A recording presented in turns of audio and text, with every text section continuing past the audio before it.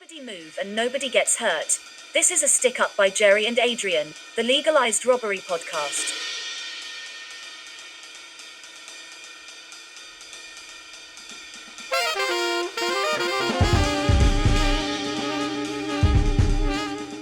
Jerry and the one and only Romanian stallion, Adi, once again back with tips and tricks how to escape the long arm of the feds in the metaverse. Wow, dude, I didn't know where you were going with that, but yeah, now I know. I was trying to talk as if we were like 20 years in the future, and like what would that be like? Like Mark Zuckerberg is our metaverse king, and we're selling our intellectual property in more ways than just the like button. I think the real life police will be called Fiat Popos in the metaverse. I think so. Federales, Fiat Federale. Yeah. How are you doing today? Good. I'm good. Just chilling, doing some crypto research. Chilling. Wonderful. Yeah. Yeah. You're not gonna ask me how I'm doing? Okay, I'm fine. It doesn't matter. I'm just the host. Yeah, no, sorry. When I was younger, I would my mom always tells the story. I was like, "How are you? Good? I'm also good."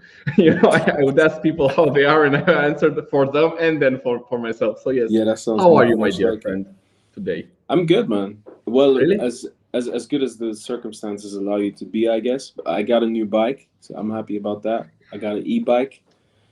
Shameless plug to Van Moof, which is like the Dutch Tesla of e-bikes. Really cool. Yeah. They have an integration that allows you to use them on your Apple Watch and your iPhone and stuff, and like loads of cool stuff. And just the design is just very neat. If there was enough space in the screen, I'd probably bring it in front of it to show you guys, but maybe I'll do a separate vlog or something where I'm driving legalized robbery.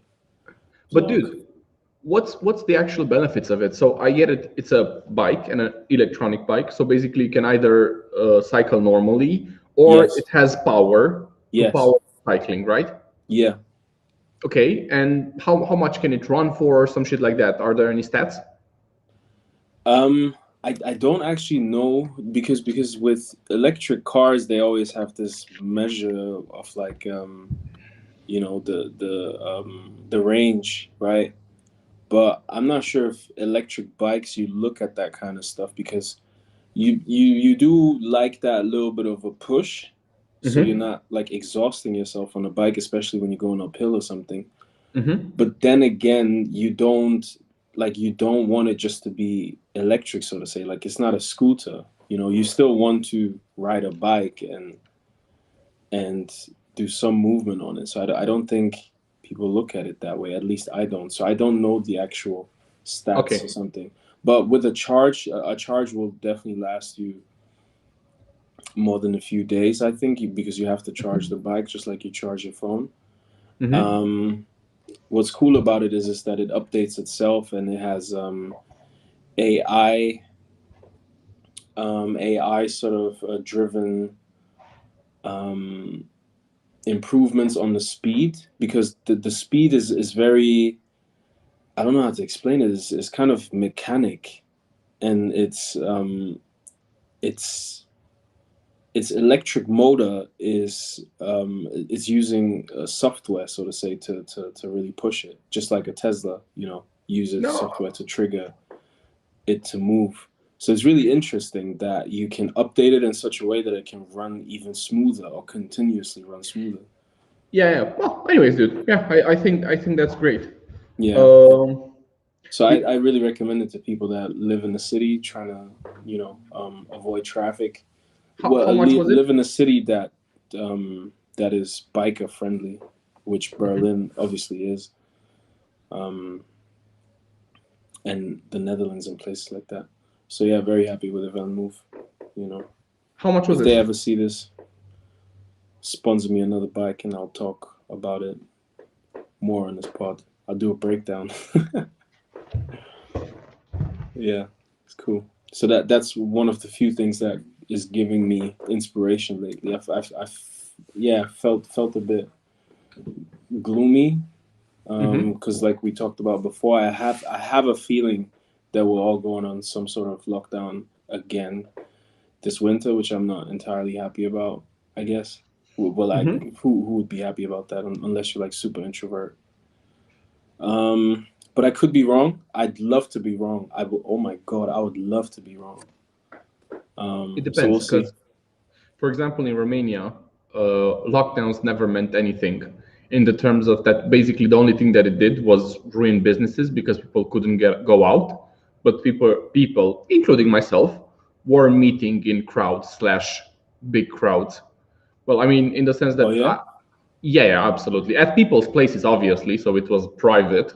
So there wasn't much anybody could do unless somebody reported you or shit like that. But people don't care about it. So from that perspective, that's not such a big thing in Romania. So Yeah, I love that. Yeah, you've got nothing to worry about then.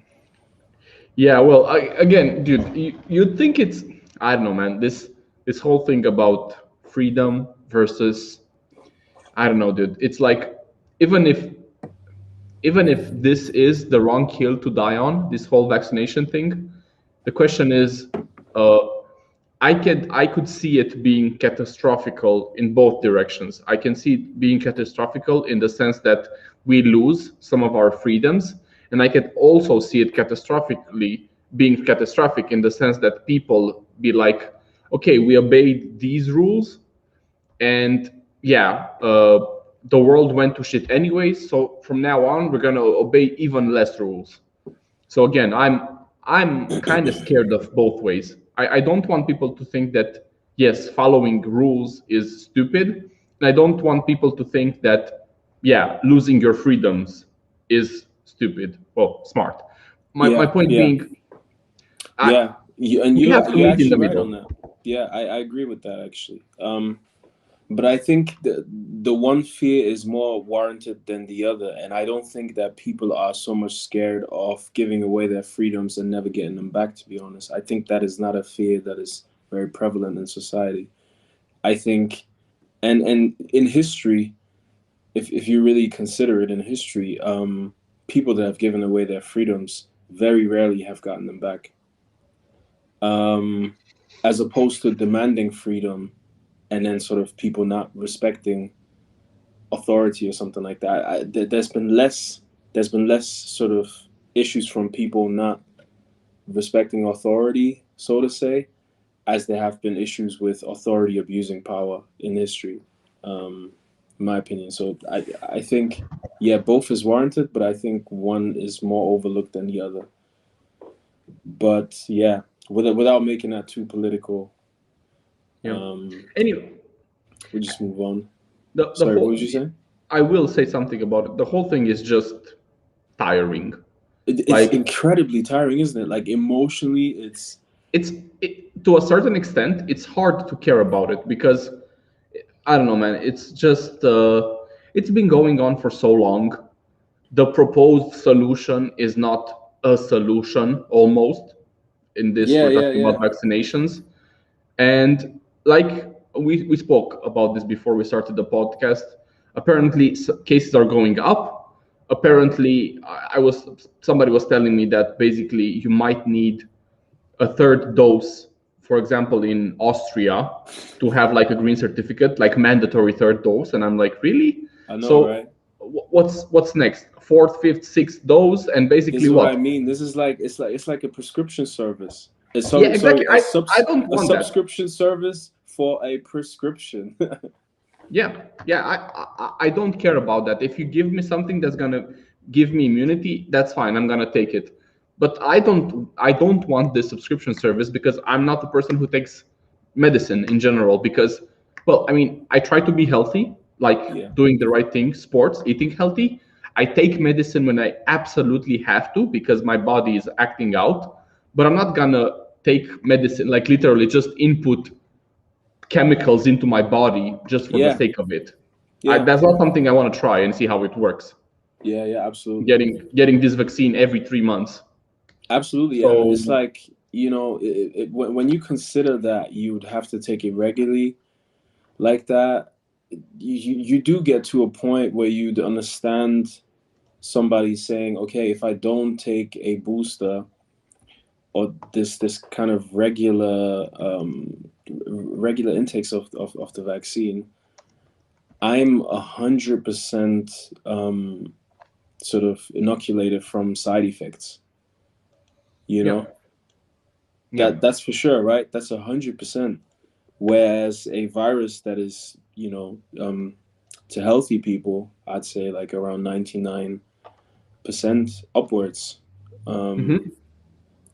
safe actually. So you can, and I know this skews it a little bit because obviously, for older people and stuff like that, the older you get, the more serious it is. So people have to make their decisions really. And but what I find weird is that, just removing the ability for people to make their own decisions around it is just something that's a little bit weird to me.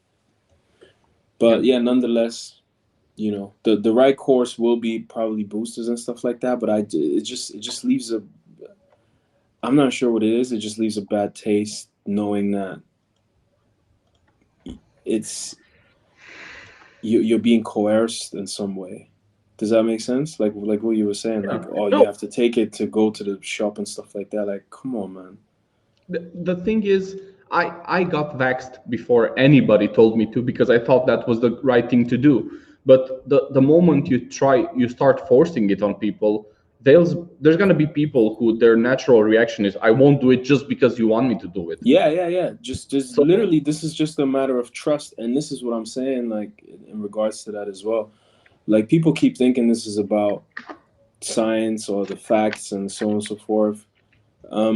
But if the source that is coming from has been showing all kinds of sort of inability to give clear messaging, inability to organize things properly, I'm not too surprised that some people are just not trusting that. And I think this was something I said to friends, which was in a private discussion, that you can be, or we can, why can't we actually agree that the vaccine in large is a positive thing and that it's a great innovation, and for the most part, for most people, it's certainly safer to take it than just to take the risk on COVID. Why can't we believe that that is true, but also believe it's true that there's increasing amount of lobbying by big pharma within our politics, within our public health? And it's weird for me to think that people think that just because the vaccine is scientific, that it can't be politicized. That, and that people are not sort of asking the question of, if somebody in office has an investment in said biotech firm, will all of their decisions be completely rational, or will their decisions be based on what the incentives are? Because if you have money in them, you will make sure that it will get pumped. That's just like any stock. But so this is what I'm questioning, and maybe we'll have to get to a point where we say public officials shouldn't be owning, stocks, especially if they have something to do with public health. They shouldn't be owning stocks in things that they make policy about, because that is a conflict of interest. And you can be pro-vaccine and still ask yourself that question. Lobbying, yeah. So we can move on. We could talk about this. With that said, the COVID experts will. Yes, the panel is out. We'll go on to the next topic. No, by no means are we giving any medical advice. You know, you should follow your local authorities' recommendation, Or obviously, not. or not. After you've did your own research and decided not to, you know, that's cool too. You know, in my opinion, you know, if you live in a democratic country, that should be your right. Um, Yeah. but yeah, we're not any medical experts in any way, just like we're not financial experts. We're just having a conversation about things we're interested in and investing in. So yeah, man, do your own research. Yep. Anyway, topics we're going to discuss today are productive assets in crypto, Yep. some crypto tools to use in conjunction, and then we'll talk about Elrond. Yep. And then I'll make a case for Bitcoin, and Adi will touch on the Terra ecosystem. Again.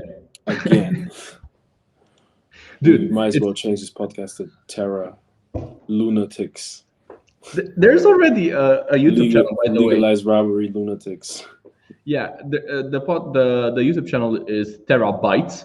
It's kind of like small bytes, quite smartly named, if you ask me. Yeah.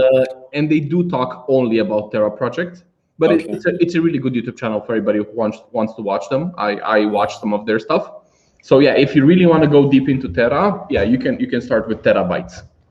But yeah, I guess you can start with the productive assets in crypto. Yes. So we know that the economy is, or economists talk about the economy like it's separate from the stock market. The stock market obviously has links, or is mostly linked to the economy, but those two things are almost two separate things, right? And what's really important to the stock market is not so much the stock market, it is actually the real economy. Because whatever the stock market is doing is whatever the economy, the real economy is doing, you know, goods and services being provided and used and so forth, is what's really important at the end of the day, especially, you know, to a value investor. For somebody that's trading currencies and forex and trading of volatility and so forth, I guess the real economy is important, but sentiment and things like that are a lot more important, right? And things that are important in the right now. What's interesting is that crypto has created a second stock market, so to say, its own sort of ecosystem and stock market. And similar to the stock market, it has its own life cycle, and it has its boom and bust cycles. And sorry, what were you going to say? No, you were breaking off. I'm not sure if it's just on my side or you broke up a little bit. And yeah, similar to the stock market, it has its own sort of boom and bust cycles. If you compared it to different times within the stock market, I guess, or different things within the stock market, you could say like the .com boom and bust cycle. That'll be really interesting too. And you could then say that crypto is pretty early in its life cycle compared to the .com bubble and things of that nature, right? Or the stock market at large. Yeah. And what was always important in the stock market is finding productive assets, right? Productive assets being businesses that are actually creating a product and selling it to customers that are using it. The opposite to a productive asset would be a speculative asset, which is a asset that is, think of it like art is a speculative asset. You're buying it because you know that somebody else at some other point is probably going to pay a higher price for it. So that's trading more on sort of sentiment and understanding, you know, for example, art, culture, and things of that nature. And a lot of crypto is actually speculative assets. We are Okay. assuming that somebody, due to, you know, a performance of a coin, due to a financial product they're offering, due to yield they're offering, that these people are going to pay more for it, or that they're going to get more value locked into it. And what I wanted to discuss today, like I said, is productive assets within crypto. And this would be like value investing within crypto, so to say.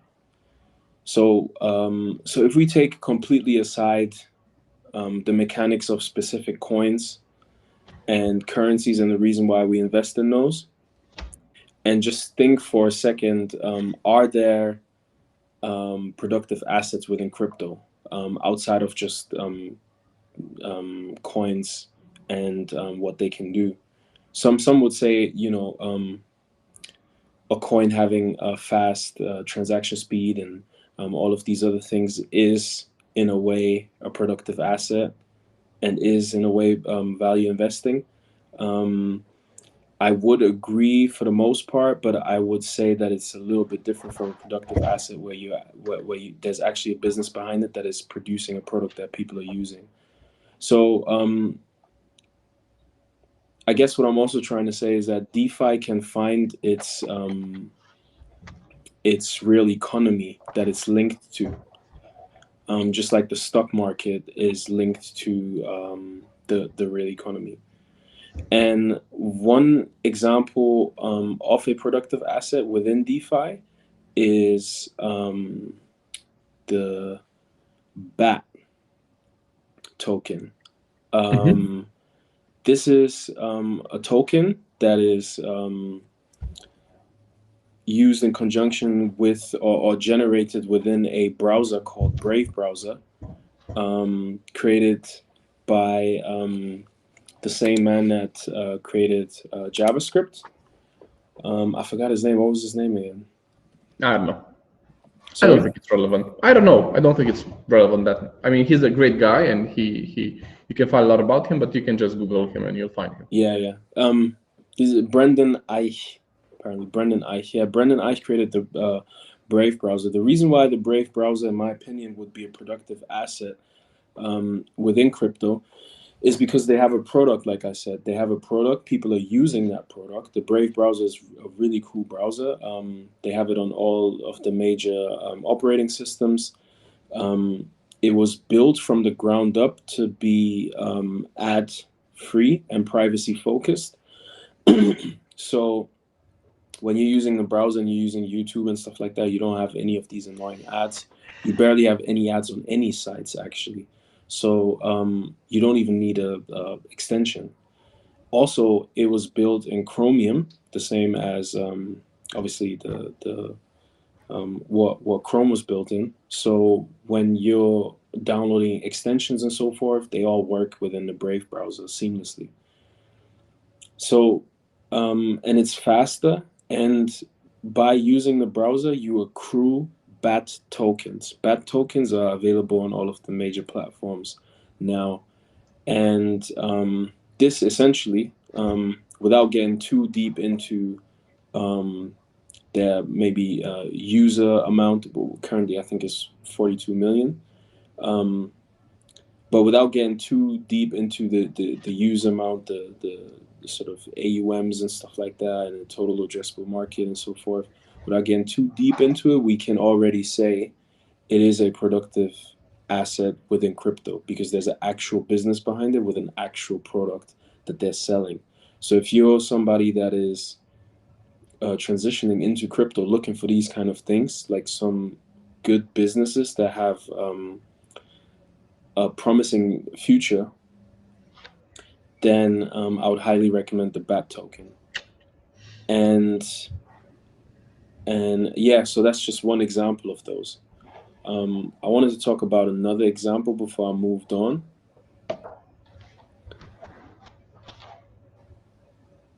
that example would be Helium. So Helium is a decentralized blockchain powered telecom network. They are using hotspots, sort of modems, hotspots. They're selling them to customers. You then get to keep that modem on your window or whatever. If you're a business, you can then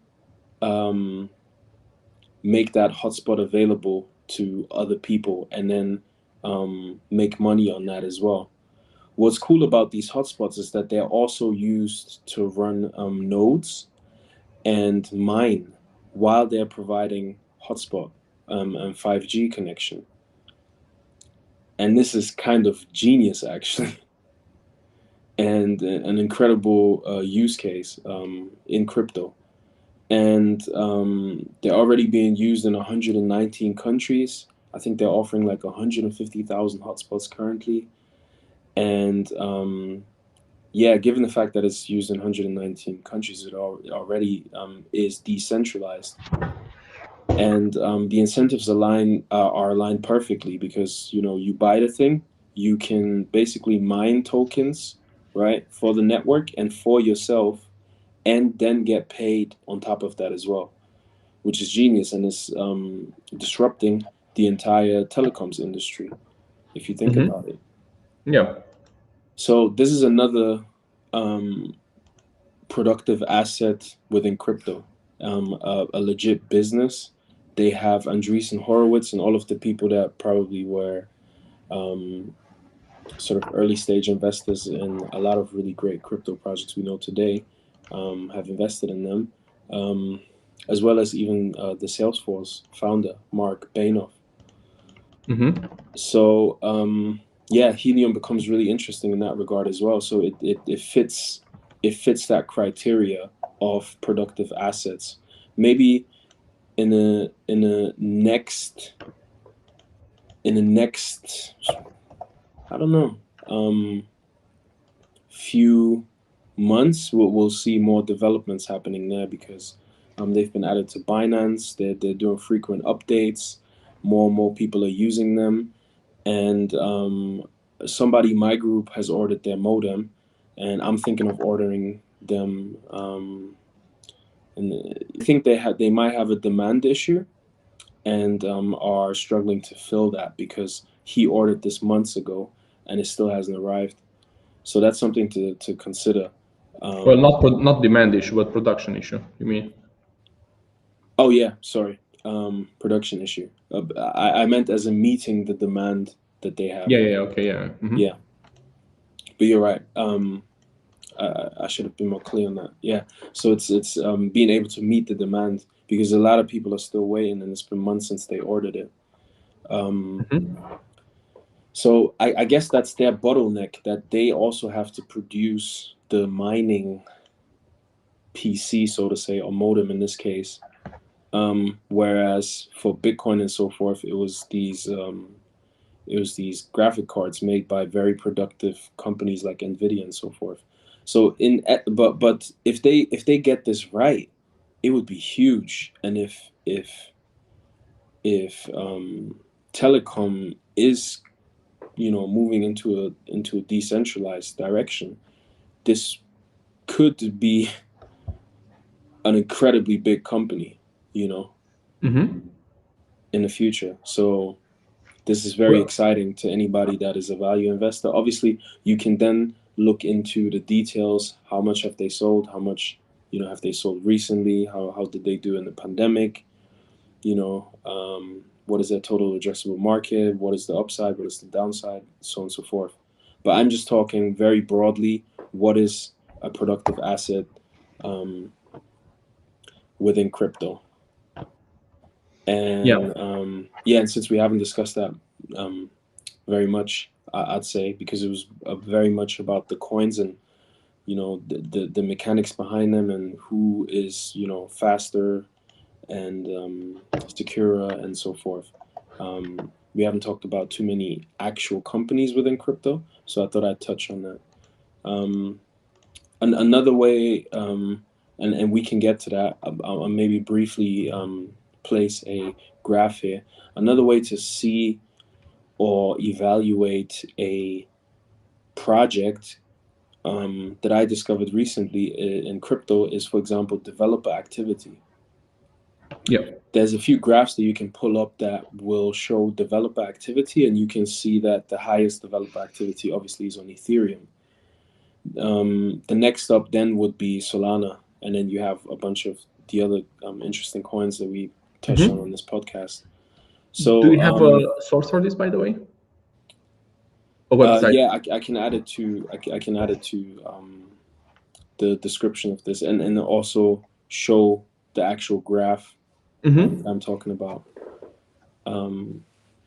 And yeah, so I think another thing that's really interesting about finding productive capital in crypto, in my opinion, is that that Web3 services like these, in crypto sort of companies like these, they're really altering the economics of the internet by redistributing value and control from themselves back to their users and developers and small firms and so forth. And I think, like, would the world be a better place if Uber drivers were also Uber owners?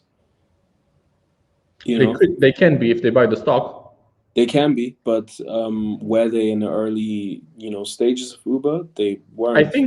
I think Uber stocks were given to early Uber adopters. Are you sure? I think I've heard something. No, I'm not talking about early adopters. I'm talking about drivers. No. Yes, drivers. It's Okay. either Uber or Airbnb. I heard one of their models was actually doing this. They're okay. Then people who use it. But then I stand corrected. But my overall point is being, early Twitter users didn't have any stakes in Twitter. Early Facebook users didn't have any stakes in Facebook. Nobody that is using any of these Web2 platforms or anything like that, whether they are users or whether they are sort of open source type devs or anything, had any stakes in it. And then Web3 is like you start and you already can have some part of it, which I think is a big win for these kind of services, and I think that might be the future, to be honest. Because the thing is, I regarding Helium, I don't know a lot about it. I actually tried researching it a couple of times. I even looked at their product at some point. I've seen actually, I think they also have some competitors who are doing the exact same thing. But the thing is, like, in the end, is what is the return? Like, okay, you're gonna buy a device and you're gonna use it to mine, and then you probably get node rewards. But are people who are actually using your hotspot paying you anything? I think so. Yeah, that's the whole point, right? I don't know. That's why I'm asking. I'm not sure if you do. I'm not sure if you have you ever paid for a hotspot outside?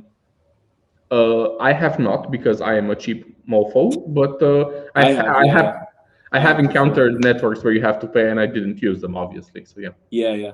I have done that when I was very desperate. When I really had no other chance to. And if you gave this to just regular people to be able to have, I think it would be incredible. It would be like a way to make extra income. Yeah, but then again, the thing is, how is it sustainable for the person who wants to provide the wireless? That's the question. And if it's think it's sustainable in two ways: that they themselves get internet. Actually, no, because you have to connect it to your own broadband. Actually, so that's obviously, dude. It doesn't come from thin air. Yeah, unless you have something like Starlink. Unless you have something like Starlink, true. Or actually, Helium launches their own satellite, which that's not too far fetched.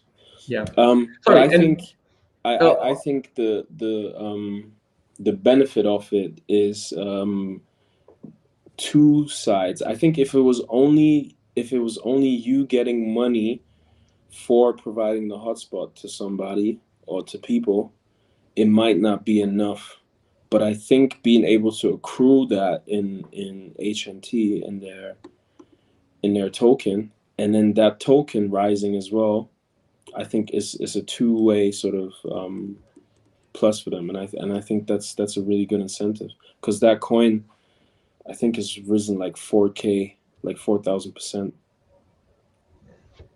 Yeah, I don't know. Which is pretty decent. Yeah, the thing is, this is what I wanted to say. I'm not sure how this crypto ecosystem will transition into the real world, because obviously on the internet it has a million applications. I think it can potentially replace some of the banking system. We're actually going to show some tools today from the Terra ecosystem which might actually just do that. But in terms of like real life, again, on the internet you pretty much have, okay, you can have open source, you can have developers, you can give them the tokens you're creating, but in real life you actually have to pay somebody, honestly, dollars, right, to build you a device, and then some other people pay you something. So I don't know, on the internet it kind of works, but in the real life, in the tangible life, I'm not sure how well it's gonna go buying real life assets for crypto, in the sense that, okay, if Helium drops 50%, what are people who have modems going to do? Try to sell all of them? That's going to make the whole market tank, right? Because you'll have people who try to sell Helium. Again, we don't know. I think this is one of the few projects which actually involve real life goods intertwined with crypto. It's going to be interesting, but I think it's pretty much new. Okay, yeah, but I think you say that as if Helium hasn't been around. Like, they've been around for a few years now, so they've gone through sell-offs, through all of the major recent sell-offs, and I don't think that long term has stalled their growth. So it seems to me that I mean, obviously you can then make the argument that they're just being pumped by investors just to get dumped at some point. You know, that is very likely in crypto as well. But yeah, it seems very legit. Backers are behind this, and I think one of the founders created Napster. I was a co-founder of Napster. So you know, legit people behind it. Legit people are backing it. The product is a legit product. I think only time will tell whether or not this, you know, they can stand the test of time, and whether the incentives are aligned in such a way that they will continue to make that profit. But yeah, being already in 119 countries with 150,000 hotspots, I think they certainly have a working product. And yeah, much of crypto cannot really say that. And you know, a lot of times they're solving things that are non-issues, whereas this seems to be like a good issue to be solving. And yeah, I'm quite bullish on them, so I definitely recommend the thing is checking it out. Yeah, no, so do I. I'm just saying it's kind of a new experiment, and the thing with crypto and markets in general, but apparently more so in crypto, because it's very meritocratic, except Dogecoin and Shiba, is that you need to actually provide value to the ecosystem. So the question is, what is Helium providing to the crypto ecosystem that normal internet doesn't? And I'm not sure if there is any. Who knows? Maybe I'll do a bull case on Helium next time if I have some time to research them. But I think they need to come up with something super interesting that makes people want to use them instead of normal internet. And I'm not sure if that's the case. So I guess it's twofold, because I would probably order one, to be honest. If I'm doing an Airbnb, I'm Airbnb-ing out my room and then giving internet for somebody else to use. This is different, because you have to buy the device in order to make money from it. Yeah. Like Airbnb or car sharing or ride sharing, where you already have the good and you just decide to make some money off of it. You have to buy hardware. And the question is it worth it for you? And then for the consumer, if he does have to pay something to you, the question is it better than the regular? Because if Airbnb and whatever would be worse than hotels, nobody would use them, or some people would, just like low budget people. But the beauty about Airbnb is that you can find super nice places for super nice prices. Obviously, some of them are expensive, but I'm saying it's better than the competitors. Yeah, I think they're using not to get too technical, but something called LoRaWAN, which is a long-range standard, and for hotspots. So apparently, I think this apparently works very well in areas where it's hard to get connection and so forth. So I think this is one selling point. But I do agree with the notion that it might not be enough just to offer Exactly. additional internet, so to say. But I think because people are already mining, like they're already buying mining computers just to mine a coin. Here you are buying basically a mining computer to mine a coin and additionally sell internet connection. And that's I don't know, in my opinion, that's pretty smart, you know.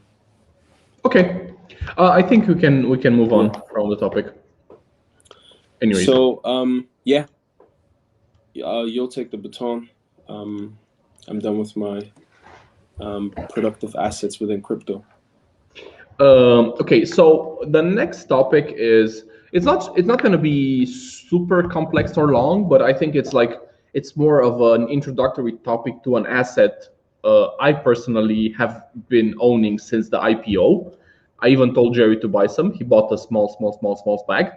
But the thing is, it started moving, and you could actually see that in the price. And I think we're gonna have some interesting news in the future. And the coin we're gonna talk about is Elrond, and coincidentally, it's created by a team of Romanian developers. I heard about it from a friend of mine from CBU, which is the city where they actually are from. And it's basically a proof of stake smart contract blockchain.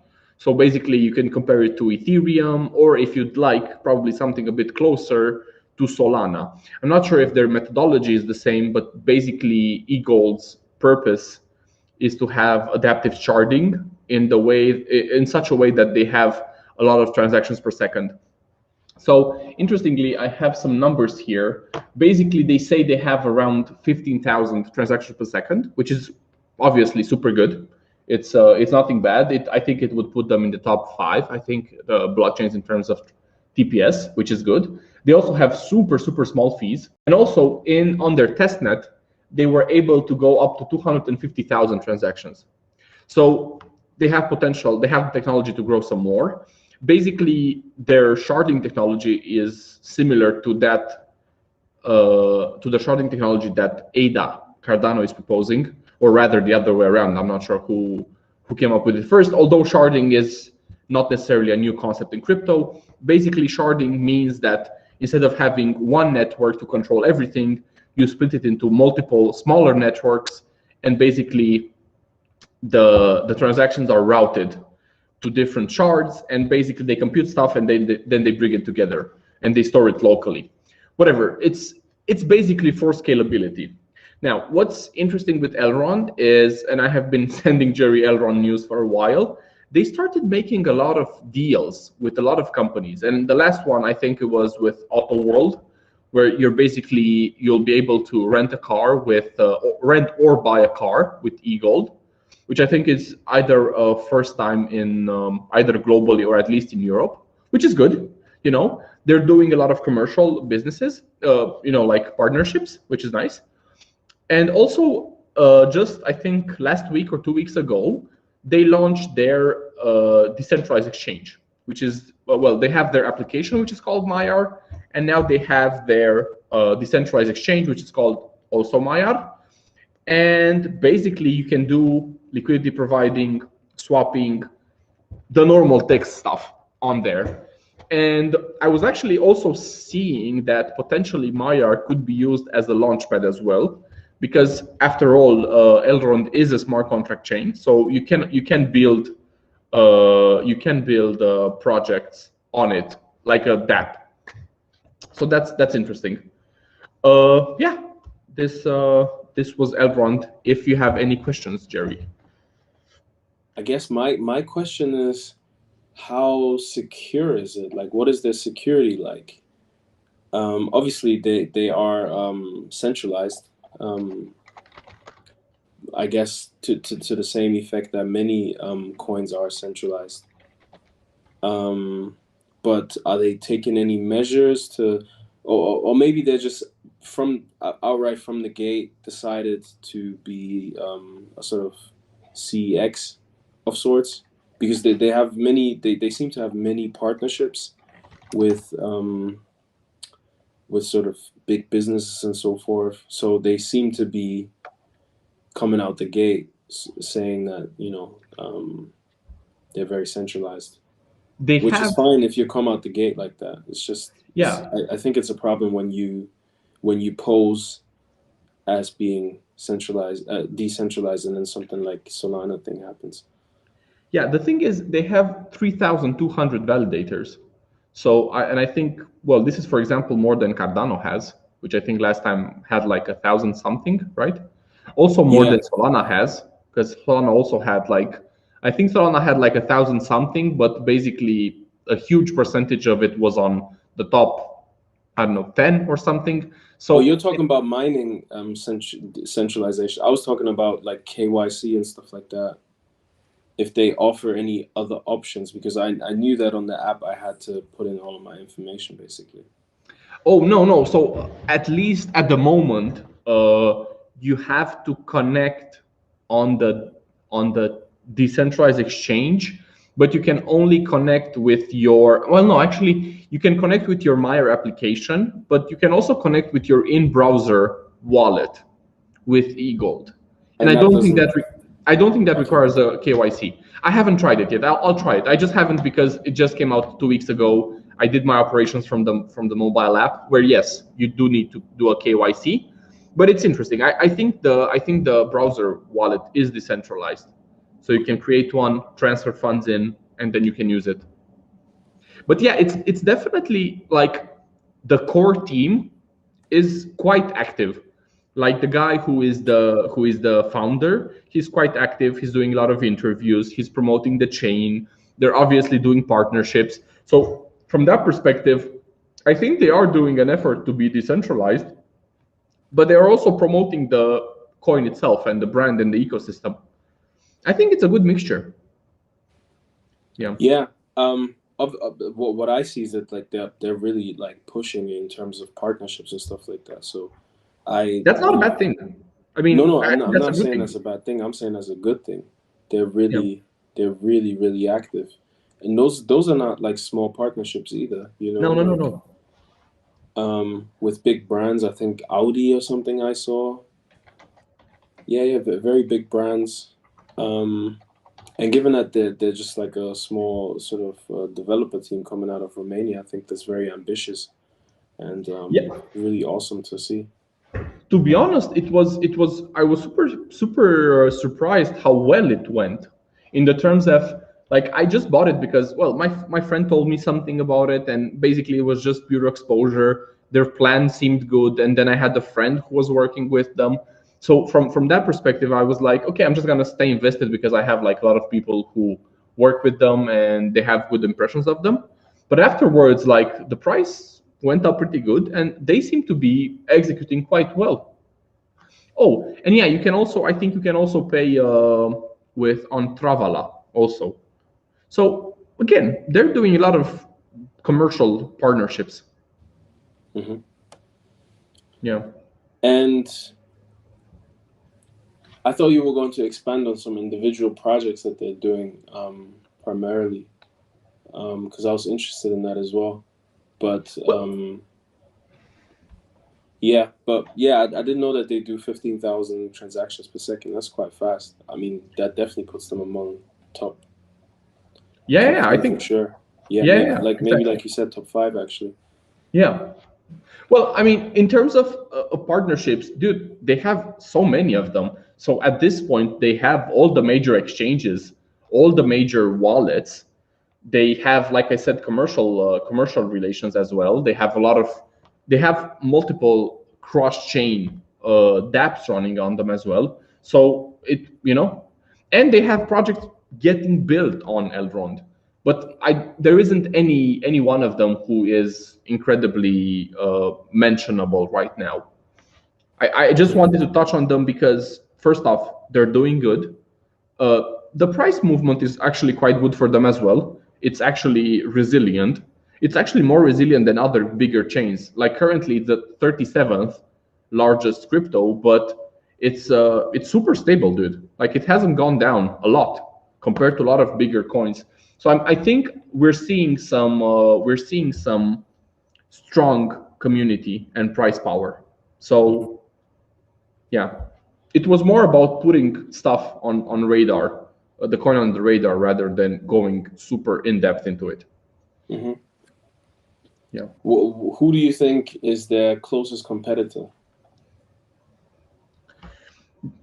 I mean the thing is, I think their what's it called? Their unique selling point is the transaction speed and finality.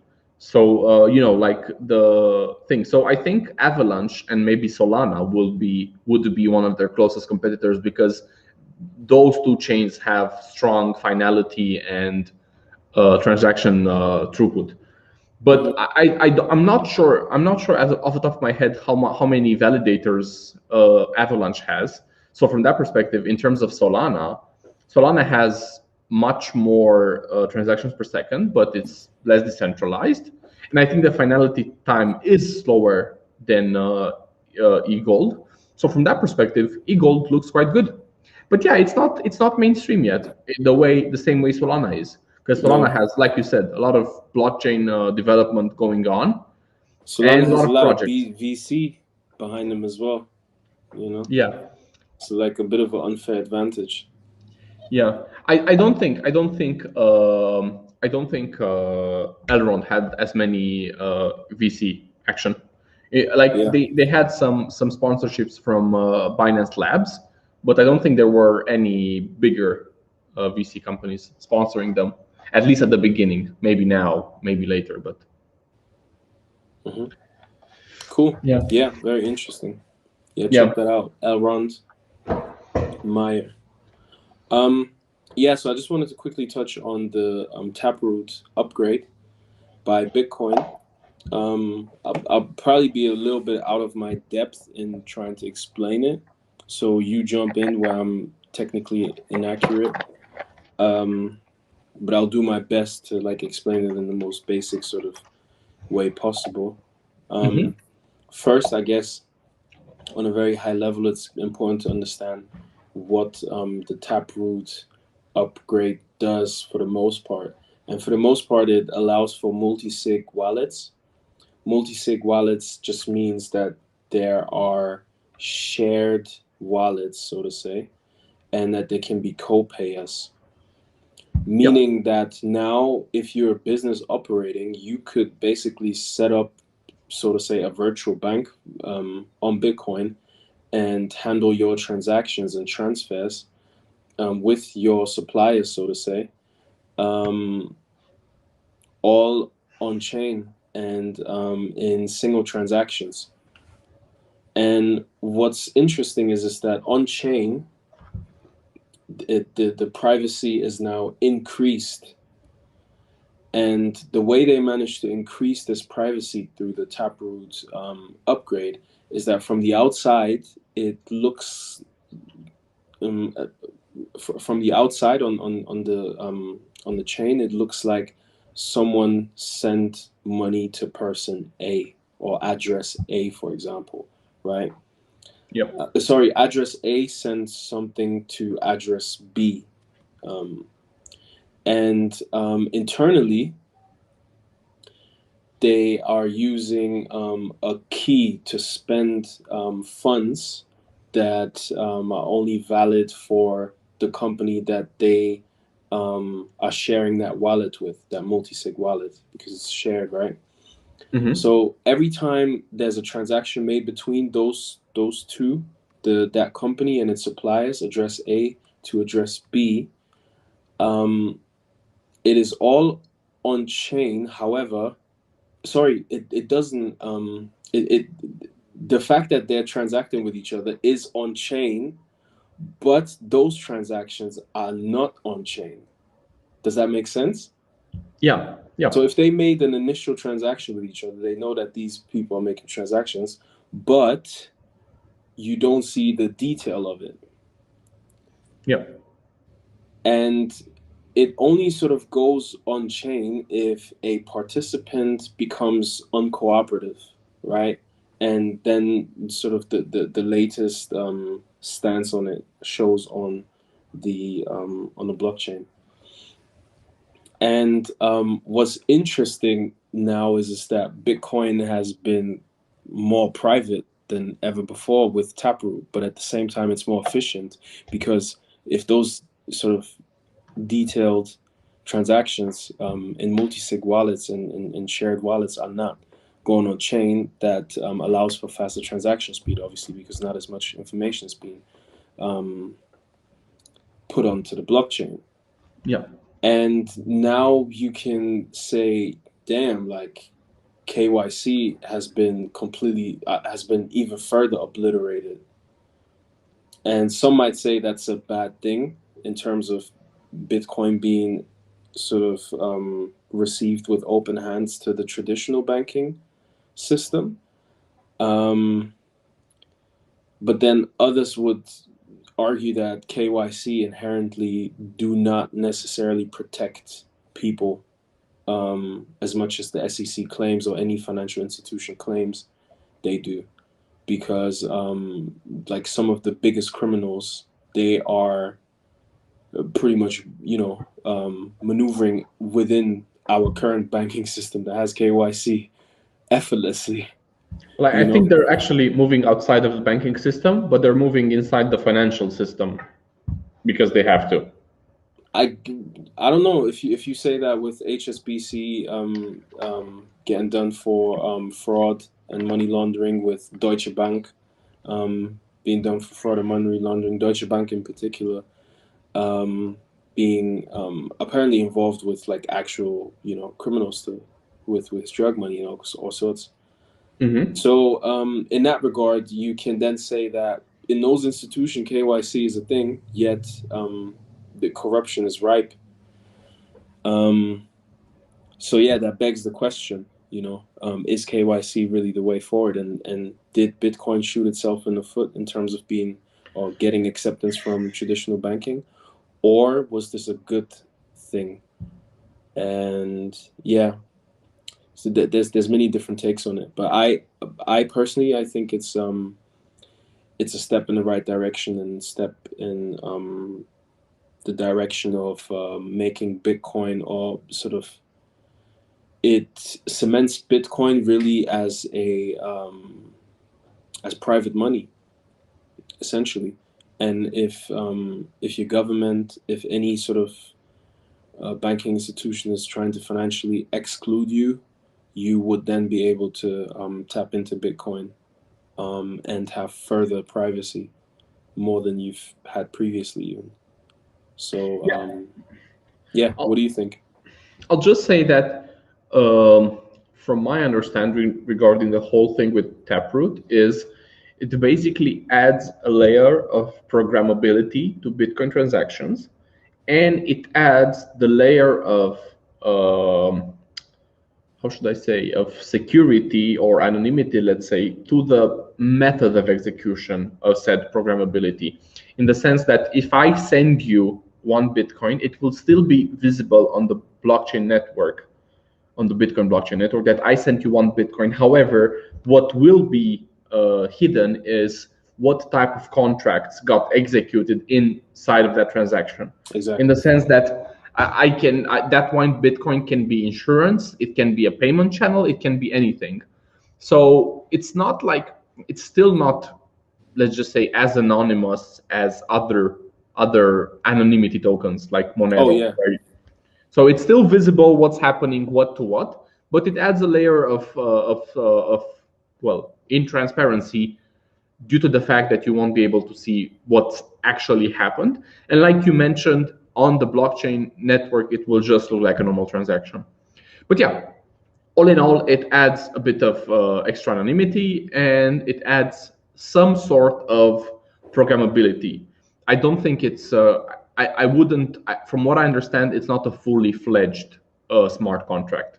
So we still have a long way to get there, and I'm not sure if it improves that much the speed. I understand that the content for a Taproot transaction is less than a normal transaction, which means like the block size, not the block size, but the payload is smaller, which means it could lead to performance increases. But I'm not sure this is measurable or known right now. So yeah. I don't. Me personally, I don't think it fixes all of Bitcoin's problems. Oh, absolutely not. But it is a significant update, though. Yeah, it is. Yeah. For Bitcoin, and being as large as it is, to be honest, it's quite an update. Yeah. Yeah, I saw some. I saw a comment saying not having KYC is like traveling, airplane travel without TSA or like security. Yeah, well. And then another person commented, "This is a perfect analogy for rich people not having to go through security because they fly private or something like that." Well, yeah. But then again, like they do not everywhere, but in many cases they do actually still go through security, just like some private security thing. Yeah, no. I mean, but obviously, dude, like that's just a joke. But yeah, if you're on your own plane which you rent and you decide to bomb it, that's kind of your problem. You're basically just killing the pilot, and that's bad. But the point being, and you're killing yourself. The difference is when you go on a public plane, you can kill 150 people, right?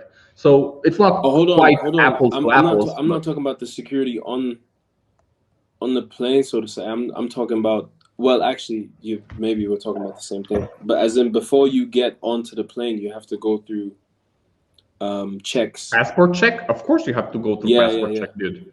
But this is not in relation to sort of, I don't know, any terrorist activities or something. This is just being able to move through that system freely without being checked or anything. And I think there's a lot of rich people that can actually do that. In terms of not having to do passport checks, not having to do any checks of any sorts and fly around. I'm pretty sure passport checks are kind of hard to get by, but anyways. I'm not sure, man. I'm not sure. I don't know. Well, maybe if the country is corrupt, sure. You do need to watch Billionaires, though. I haven't yet. The series, so you actually see how these guys are moving, to be honest. Yeah, maybe. But yeah, for the most part, most people do have to actually show that. I think you'd have to be extremely rich to bypass that kind of thing. But yeah. In closing, I wanted to actually because I'm here on my phone. So can you open up a screen to a site called Dropstab? Dropstab? Yeah. Dropstab. Okay. Yeah. Okay, I have it. Yeah. And can you show it on the screen? I can try. Yes. I think that's visible now. Perfect. So this site is really interesting because it shows you the fear and greed of the entire market, actually. Okay, that's cool. And usually it's only like fear and greed for Ethereum or for Bitcoin. This site shows you fear and greed for both, or the entire market, and then also individually. And there you can also see that it shows you short interest in Bitcoin. And I think you should be able to view a few others. But Yeah, then it it's can Bitcoin also, and the native token of the exchange, apparently. yeah. And what I also find interesting is it's like you can have like so many different sort of things that you can watch here. You can look at a 7-day graph. You can look at the market cap. You can look at what's new in the market. Obviously, you can look at the fear and greed ratio, as we discussed in the previous podcast. This is really important when I'm looking for investments. Now, by the way, is a great time to invest because the market is wrecked, as crypto aficionados say. Yep. And there's a lot of fear, I'd say. The graph still says neutral, but from my own understanding, people are scared shitless a little bit. But Are they? yeah, some, especially some that were feeling the euphoric sort of end of year run. But in my opinion, I don't think the bull run is over. I think this is just a little shakeout, and it's going to continue, probably for I, early next year. I'll just. Can I close this? Yes, sure. It's a good website. I'm actually gonna look a bit more into it. It seems to have some interesting information in it. Thanks for sharing. I'll just say this. I was talking to actually multiple people, and I just realized that people are comparing the what you kind of said at the beginning, the, let's say, bullish and bearish cycles to previous cycles. But the thing is, that's not an apples to apples comparison, because how can you compare an asset that had, let's say, 100 million market cap to one that has 1.5 billion, a trillion, sorry, market cap? So people expecting Bitcoin to do another 300% in the next 2 months. No, I Ethereum think, 300%, by the way. But Bitcoin, but Bitcoin could reach 100K by the end of the year. Could it though? Because that would mean an extra 1.7 trillion in the market. Yeah. Yeah, dude. Do you have 1.7 Parabolic. trillion? Because I don't. Parabolic. Yeah, you don't. Exactly. Yeah, we don't, but there's a lot of people that do. And like, if Bitcoin is a hedge against inflation, this is what you have to think about. If it's a hedge against inflation, and if it works in that way, and it has, if you look on a long enough timeline, it's a brilliant hedge against inflation. Volatile in the short term, upwards volatile in the long term. And if it's a hedge against inflation, inflation is at an all-time high. It makes sense for Bitcoin to do a parabolic run. As far as the technical analysis goes, yeah, I understand what you're saying. Like, it's not a apples to apples, so to say. But you can say with higher probability, if you had 10 previous runs, there are similarities between the way they run, and you can say for the most part, Bitcoin has a strong Q4 or end of the year run. That's the thing. It's like, I don't think they're even comparable. Like, I know there are patterns, especially in technical analysis. But you're saying this, but this has been the case for the past few years. There's only a few years where this pattern has been broken. So you would have to make the opposite claim, because so far that model has worked. I will say this. I don't think Bitcoin is going to do another 15x, just like it did, let's say, in the past year. I'm not sure exactly where the minimum and the maximum was. But yeah, from 4,000 to 60,000, it's 15x, right? Yeah. So I don't think Bitcoin will ever do a 15x in a 1 to 5 year time frame, because it cannot. Like, it has 1.5 trillion now. If it does a 10x, that's 15 trillion. If it does a 100x, that's 150 trillion. And it's I think it can do like 10x within 5 years.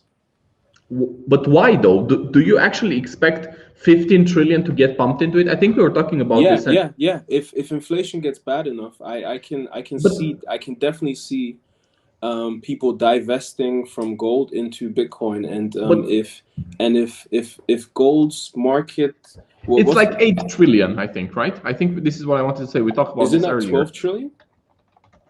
Let me just check. By the way, gold is only my Yeah, it's 12. 12, yeah. Gold is only my conservative estimate. I see it going higher, to be honest with you. But yeah, so if inflation and hyperinflation, all of these fears are increasing, I think the use case for Bitcoin gets bigger and bigger. And the more countries have, and the way you look at the political climate right now, and the tension, even in developed countries, to be honest with you, I don't know.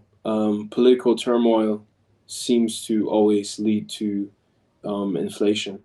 And I think all of these things are feeding into Bitcoin. And there's actually a graph that shows correlation between divesting in gold and investment in Bitcoin, implying that people that have traditionally invested in gold are now investing in Bitcoin. So I'll show that too.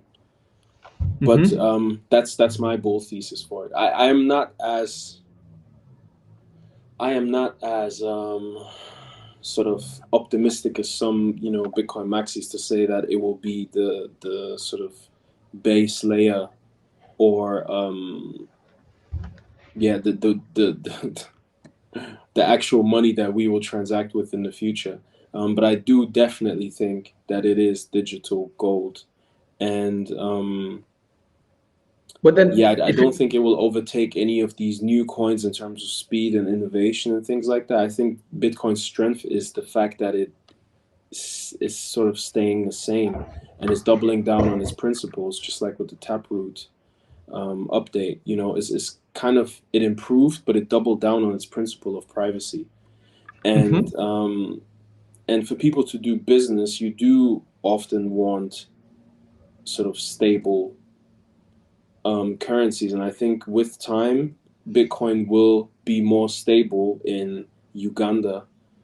Sorry to just say Uganda, but some African country where there's like the local currency has really tanked.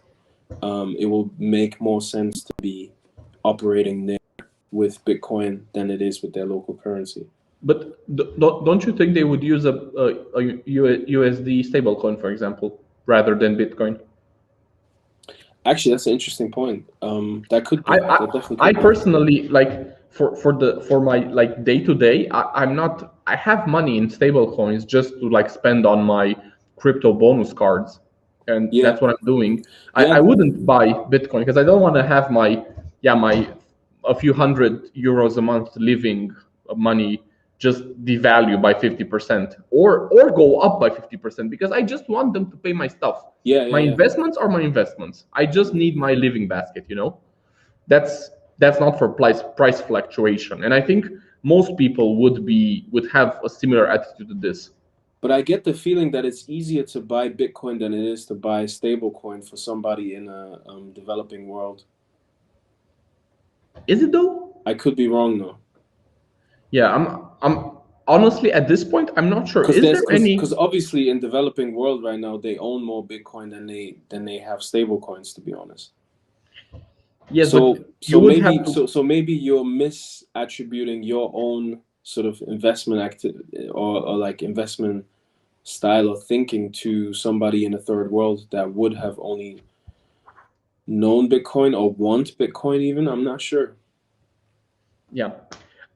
If your local anyways. currency crashes the way some of these currencies been crashing, I think Bitcoin is looking fairly good in comparison. Yeah. And yeah, I don't hear of anybody in developing worlds putting money in stablecoins, even though it would make sense actually if you think about it. Yeah. I mean, particularly, it would make particular sense to invest in something like Orion, where you get stablecoin yield. APY. Yeah. Shameless plug. Shout out Orion. That flopped so hard with their airdrop. Oh my gosh. But dude, Like, again, I love these guys. If anybody watching who likes Orion, like we mentioned them in the last podcast, we were speaking so highly of them. The project is still great, yeah, the but project, I'm, dude. you know, The project, given the type of airdrops that happen in crypto, I was just incredibly disappointed in their stuff. yeah. I have like $300 or $400 in them, and I also got like I don't know what that was, like $2 or $3 worth of Yeah. Orion token. So yeah, that was disappointing. But just in terms of the project itself, dude, it's Still a good performing project. really It's still a well. good project. Yeah, it's Yeah. no, dude, it's an amazing project. But yeah, the airdrop was kind of gassy. Yeah, I have to run actually. Yeah, it's fine. Then we'll leave the Terra for the next time. Yes. It's actually interesting, and it's interesting. But yeah, we'll leave it for next time. Yeah, happy to discuss that. And sorry to cut this off. No, it's fine. It's soon, fine. but stores close in like Yeah, 25 yeah. minutes. Sure, dude. Sure, it's fine. Okay. So yeah, thanks everybody for listening. Hope you got some good ideas, and we'll see you next week. Yep. Bye-bye. Thanks, Mark. Good night. Nobody move and nobody gets hurt. This is a stick up by Jerry and Adrian, the Legalized Robbery podcast.